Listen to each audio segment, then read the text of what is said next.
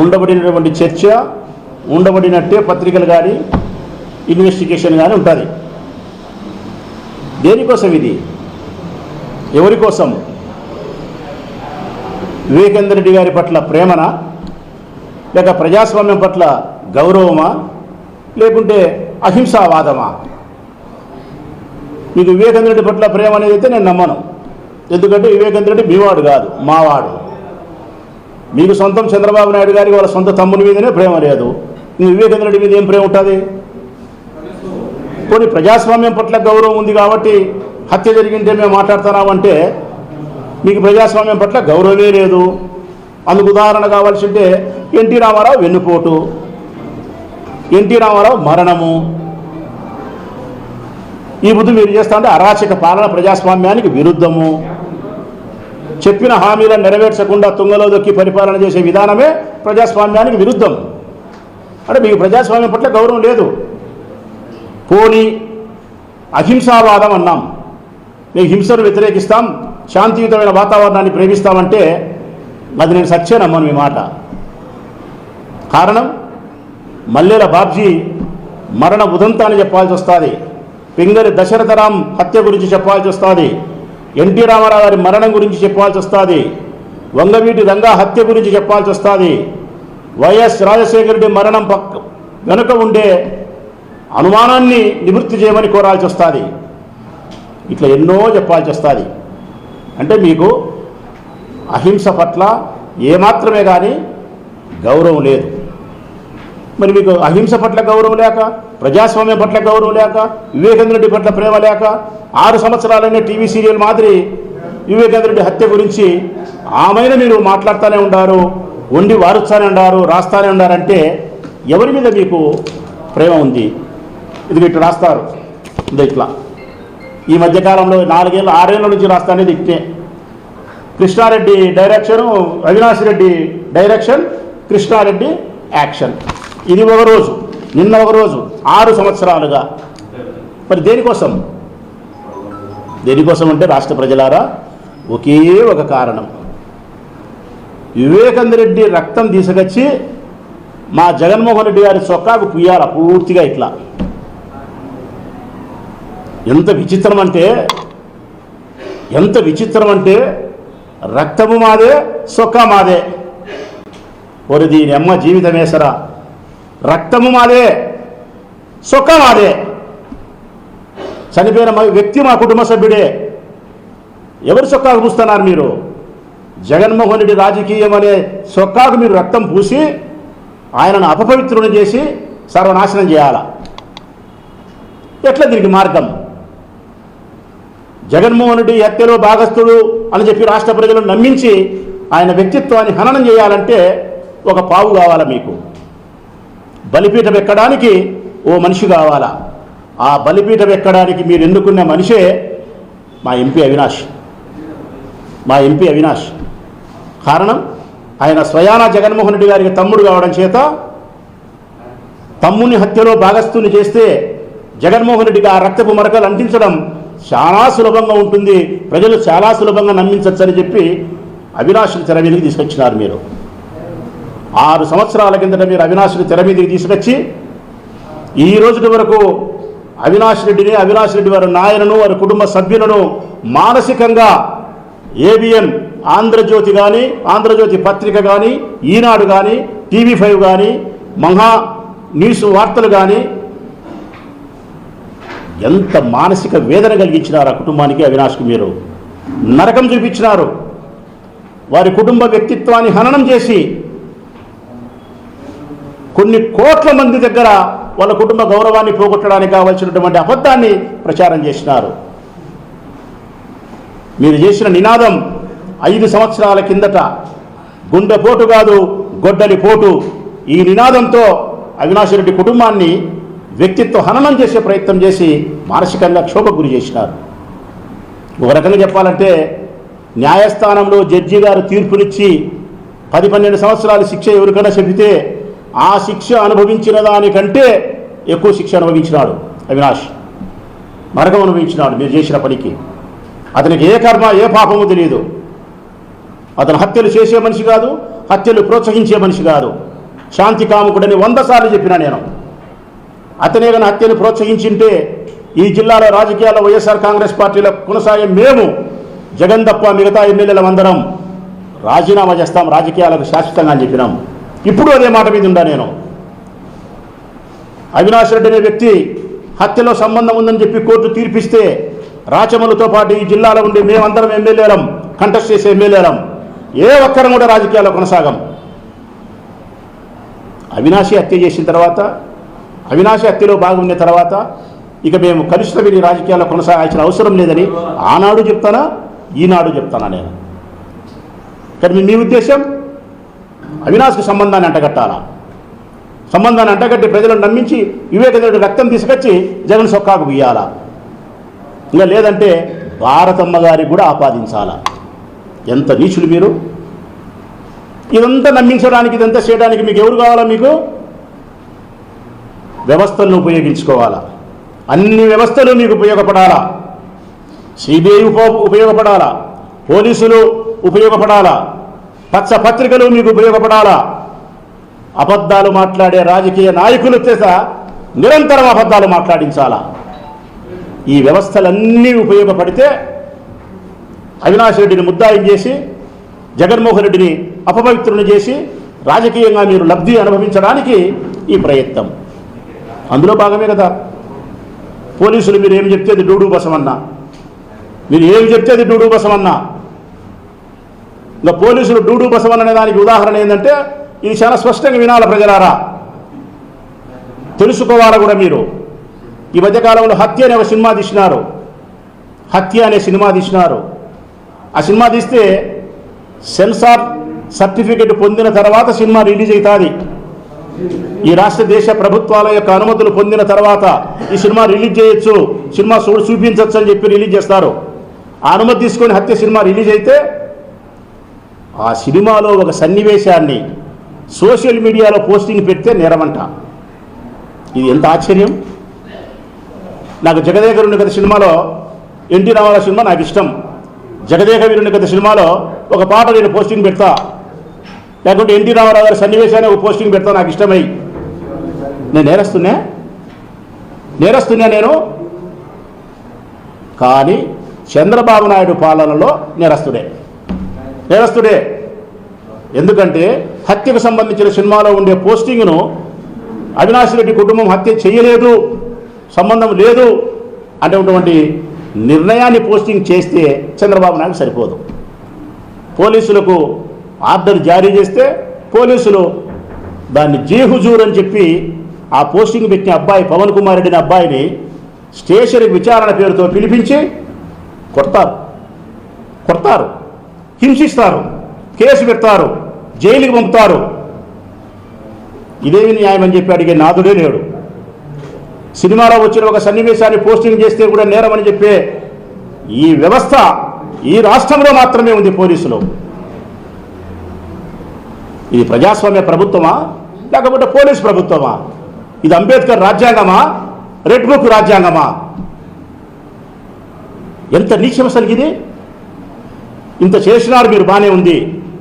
ఆ పిల్లోడు పవన్ కుమార్ రెడ్డి అనే పిల్లోడు జగన్మోహన్ రెడ్డి గారి దగ్గర పోయి నేను బాధితున్నయ్యా, నన్ను కొట్టినారు, హింసించినారని చెప్పి ఆయన దగ్గర పోయి కాళ్ళు కడుపులు పట్టుకొని బాధపడి చెప్పుకుంటే దాంట్లో మళ్ళీ పత్రికల్లో, ఆంధ్రజ్యోతి పత్రికల్లో వండి వార్చినారు. మళ్ళా ఏమని? జగన్ కలిసిన పవన్ కుమార్ రెడ్డి గూడుపుట అని అంట. ఏమి గూడుపుట రసం ఇది? నాకు అర్థం కావడంలే. పెన్ను ఉంది, పేపర్ ఉందని చెప్పి, ఎలక్ట్రానిక్ మీడియా ఉందని చెప్పి, వినేటోళ్ళు ఉండాలని చెప్పి మీ ఇష్టానుసారం మాట్లాడే ప్రయత్నం చేస్తూ ఉన్నారే మీరు. న్యాయమేనా? కంప్లైంట్ ఇచ్చింది ఎవరు?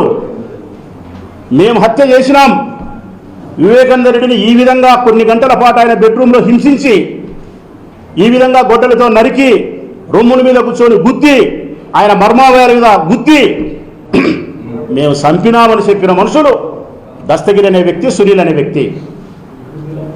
హత్య చేసినామని ఒప్పుకునే వ్యక్తి పోలీస్ స్టేషన్ పోయి పవన్ మీద కంప్లైంట్ ఇస్తే సునీల్ కుమార్ యాదవ్. ఇదెంత ఆశ్చర్యం తెలిసిన ప్రజలారా! హత్య చేసిన వ్యక్తి సునీల్ మనోభావాలు దెబ్బతిన్నాయంట. ఆ సన్నివేశం చూసి ఆయన మనోభావాలు దెబ్బతిన్నాయి కాబట్టి ఈయనను కేసులో పెట్టి కొట్టారంట పోలీసులు.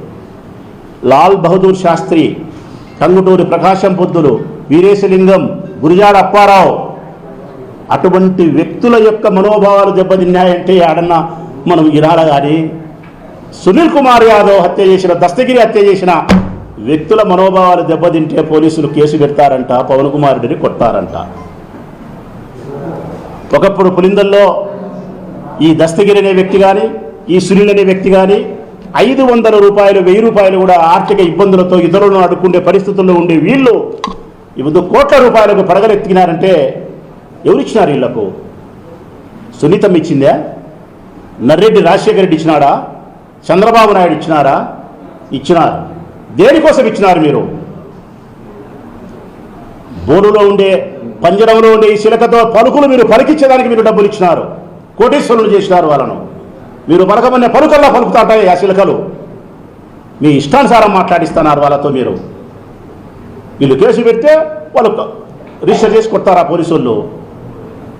500 రూపాయలు 1000 రూపాయలు ఇబ్బందులు పడే దస్తగిరి సునీల్ యొక్క కేసులు వాదించే లాయర్ ఎవరు ప్రజలారా తెలుసునా మీకు? సుప్రీంకోర్టులో ఉండే ఈ దేశంలోని అత్యంత ఖరీదైన లాయర్ సిద్ధార్థ లూత్రా. ఈ రాష్ట్ర ముఖ్యమంత్రులకు, మాజీ ముఖ్యమంత్రులకు వాదించే లాయరు, స్వయాన చంద్రబాబు నాయుడుకు పర్సనల్ లాయర్ సిద్ధార్థ లూత్రా. గంటకు ₹1 కోటి 50 లక్షలు తీసుకునే లాయరు అతను వాదిస్తాడు మా పులివెందుల దస్తగిరికి, సునీల్కు. మరి ఎమ్మెల్యేలు మేము 2 సార్లు చేసినాం. మేము ఇప్పుడు అమరావతి నుండి హైకోర్టు నుండే ఒక రకమైన లాయర్ని పెట్టుకుంటే ఒక వాయిదాకు 5 లక్షలు 10 లక్షలు అడిగితే అంత ఇయ్యలేములే అని చెప్పి మేము 2 లక్షలు ఇచ్చే లాయర్ దగ్గరికి పోతున్నాం. మేము 2 లక్షలు తీసుకునే లాయర్ దగ్గరికి పోతున్నాం మేము. కానీ దస్తగిరి సునీల్ మాత్రం సిద్ధార్థ లూత్రాను పెట్టి వాదిస్తున్నారు. ఏమి దీని మర్మం? ఈ స్థితి ఎక్కడి నుంచి వచ్చింది వాళ్ళకు? ఇంత డబ్బులు ఎక్కడి నుంచి వచ్చినాయి? ఇంత పొలిటికల్ పవర్ ఎక్కడి నుంచి వచ్చింది? కారణం దీని వెనక ఉండేది, ఆడిస్తాండేది సునీతమ్మ, చంద్రబాబు నాయుడు. సునీతమ్మ, చంద్రబాబు నాయుడు వీళ్ళు తప్ప మరొకరు కాదు దీని వెనక ఉండేది. ఈ కేసును పట్టుకొని రాష్ట్ర వ్యాప్తంగా అసలు వేరే సందర్భమే లేనట్టు, అంటే ఈ రాష్ట్రంలో ఏదే కానీ చర్చించడానికి సమస్యలు లేనట్టు, ప్రజా సమస్యలే లేనట్టు, ఒక్క వివేకానంద రెడ్డి హత్య మాత్రమే ఉన్నట్టు మాట్లాడుతున్నారు. ఈ ప్రభుత్వం వచ్చిన 9 నెలల కాలంలో 100 మంది మరణించినారు. అమ్మాయిలు మానవంగాలకు గురైనారు. రైతులు ఆత్మహత్య చేసుకున్నారు. రైతుల ఆత్మహత్యలు మీరు ప్రస్తావించరు. అమ్మాయిల మానభంగాలు అయితే ప్రస్తావించరు. వాళ్ళ నీళ్ళలో సంపి వేస్తే మీరు ప్రస్తావించరు. ఇచ్చిన హామీలను నెరవేర్చేది ప్రస్తావించరు. కరువు కాటకాలను ప్రస్తావించరు. ప్రజల ఆరోగ్యాలను ప్రస్తావించరు. ఒకటే ఒకటి ప్రస్తావిస్తాం, జగన్ జగన్ జగన్ జగన్ జగన్ జగన్. ఇంతే ఈ నామధేయంతోనే మీరు కాలాన్ని గడిపే పరిస్థితికి వచ్చినారు. నిజమే, అయ్యన్న పాత్రుడు చెప్పిన మాట అక్షరాల సత్యం. వాడు ఓడినాడురా, మరణించలే. జగన్ అనేవాడు ఓడినాడు, మరణించలేదని అయ్యన్న పాత్రుడు చెప్పిన మాట అక్షర సత్యం. మీ గుండెల్లో సింహ స్వప్నమై ఉన్నాడు జగన్మోహన్ రెడ్డి. అందుకే మీరు ఆయనకు 11 సీట్లు వచ్చినా కానీ 40% వచ్చిన ఓట్లను చూస్తున్నారు. 3 పార్టీలు ఏకమైనా కూడా, 30 అబద్ధాలు చెప్పినా కూడా, అసత్య ప్రచారం చేసినప్పటికి కూడా, ఎలక్షన్ కమిషన్ మీరు ఉపయోగించుకున్నప్పటికి కూడా 40% ఓట్లు వచ్చిన జగన్ అంటే మీ గుండెల్లో రైలు పెరుగుతున్నాయి. కాబట్టి రాబోయే ఎన్నికల నాటికి ఇంకా ఆయనను అపవిత్రుని చేసేదానికి, రాజకీయంగా ఆయన స్థాయిని దిగదార్చేదానికి వివేకానంద రెడ్డి హత్యను మీరు ఉపయోగించుకునే క్రమంలో ఇదంతా చేస్తున్నారు. అందుకే వివేకానంద రెడ్డి రక్తం తెచ్చి జగన్మోహన్ రెడ్డి గారి సొక్కాలు పూయాలా? ఇది తప్ప వేరేదేమన్నా ఉందో మీరు చేసే పని? ఈ ఆంధ్రజ్యోతి పత్రికల్లో రాసేది ఇవే కదా మీరు రాసేది. పిఏ కృష్ణారెడ్డి డైరెక్షన్ అంట, జగన్మోహన్ రెడ్డి అవినాష్ రెడ్డి గారి డైరెక్షన్ అంట, కృష్ణారెడ్డి యాక్షన్ అంట. నిన్న కృష్ణారెడ్డి స్వయంగా చెప్తున్నాడు, నన్ను సిబిఐ వాళ్ళు విచారించినారు, రామ్ సింగ్ అనే అధికారి నన్ను కొట్టినాడు, నన్ను చేసినాడు, నేను ఈ విధంగా చెప్పిన సర్వం నిన్న చెప్తున్నాడు 36 సార్లు. అవి లెక్కలేకి తీసుకోరు, అవి పరిగణలోకి తీసుకోరు. అసలు ఎందుకు వేరే కోణంలో మీరు విచారణ చేసే కార్యక్రమం చేయరు మీరు? వివేకానంద రెడ్డికి 2వ భార్య ఉంది. ఒక ముస్లిం వనితను ఆమె పెళ్లి చేసుకున్నాడు. ఒక కుమారుని వాళ్ళు కన్యారు. మరి 2వ వివాహం చేసుకున్న తర్వాత ఆ వనిత బయటకు వచ్చి మాట్లాడినప్పుడు ఆస్తి పాస్తులకు సంబంధించో మరొక దానికో ఉన్నప్పుడు ఆయన చాటింగ్ చేసింది ఆయనతో. DNA టెస్ట్ చేసినారా? వివేకంద్రుడి కొడుకా కాదా అని చెప్పి ఆ చాటింగ్ని పరిగణలోకి తీసుకున్నారా? ఆ కోణంలో విచారణ చేసినారా? ఏ కోణంలో, దస్తగిరి కోణంలో కానీ, సునీల్ యాదవ్ కానీ, ఎర్రగంగిరెడ్డి బెంగళూరులో రియల్ ఎస్టేట్ వ్యాపారానికి సంబంధించిన వచ్చిన లావాదేవీలకు సంబంధించి కానీ, వివేకంద్రుడి రెండో భార్యకు సంబంధించిన కుమారులకు సంబంధించి కానీ ఏ కోణంలో విచారణ చేయరు. ఒకే ఒక కోణం, ఆ కోణమే అవినాష్. అవినాష్ నేరస్తుడైతే జగన్ నేరస్తుని చేయొచ్చు అని చెప్పి, జగన్ నేరస్తుని చేస్తే భారతమ్మను కూడా చేయొచ్చు అని చెప్పి,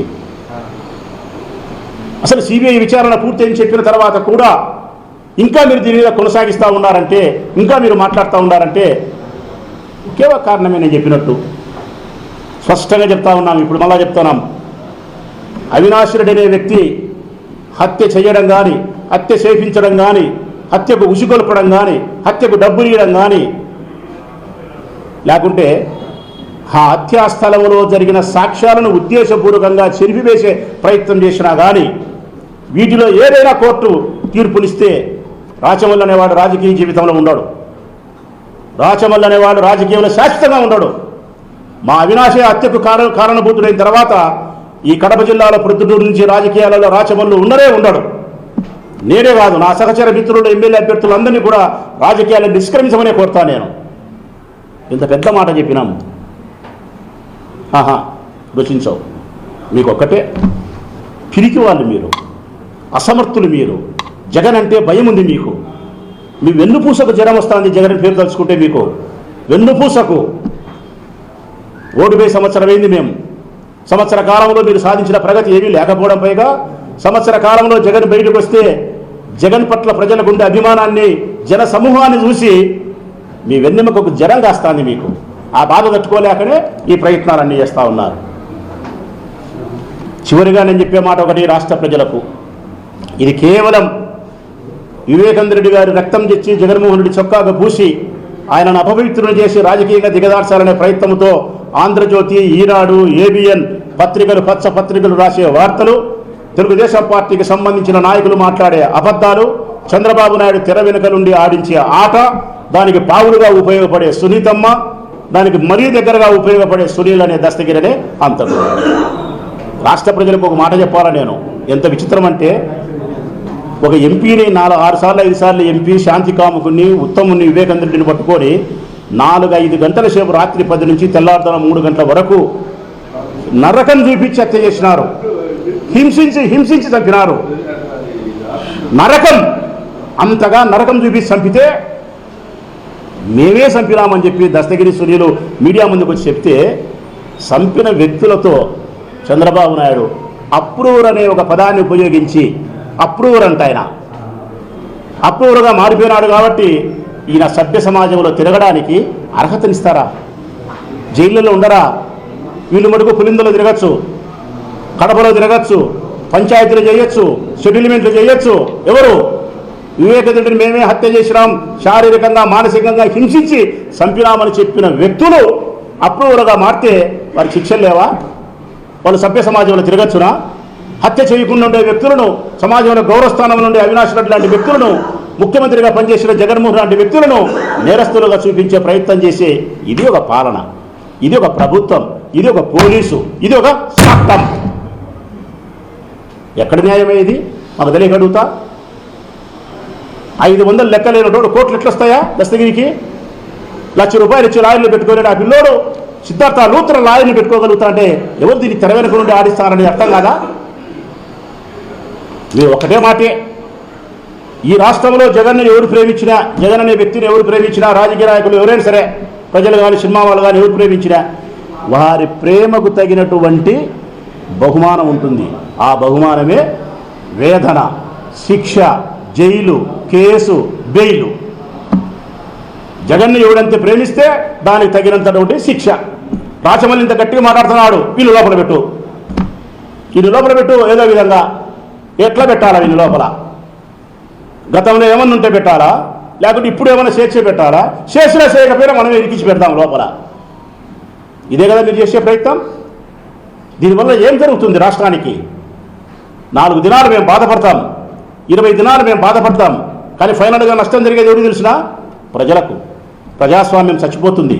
ప్రజాస్వామ్యాన్ని చచ్చిపోతే ప్రజల స్వేచ్ఛ పోతుంది. ప్రజల స్వేచ్ఛ పోతే నియంత్రిత పాలన వస్తుంది. నియంత్రిత పాలన వస్తుంది. ఒకటే పరిపాలన చేస్తాడు, వాడు నియంతగా తయారవుతాడు, చంద్రబాబు నాయుడులాగా తయారవుతాడు. ప్రజలకు దక్కాల్సిన ఏది ప్రజాస్వామ్యంలో స్వేచ్ఛ, గౌరవము, హక్కులు ఏమి దక్కకుండా పోతాయి. అంటే ఫైనల్గా మీరు నష్టం చేసేది ఎవరికంటే ప్రజలకు నష్టం చేస్తారు. ప్రజాస్వామ్యం చచ్చిపోతే ప్రజలకే నష్టం జరుగుతుంది. ఇది తెలుసుకోవాల్సినటువంటి బాధ్యత ప్రజలకు ఉంది, పాలకులకు ఉందని చెప్పి వినయంగా తెలియజేస్తూ సెలవు.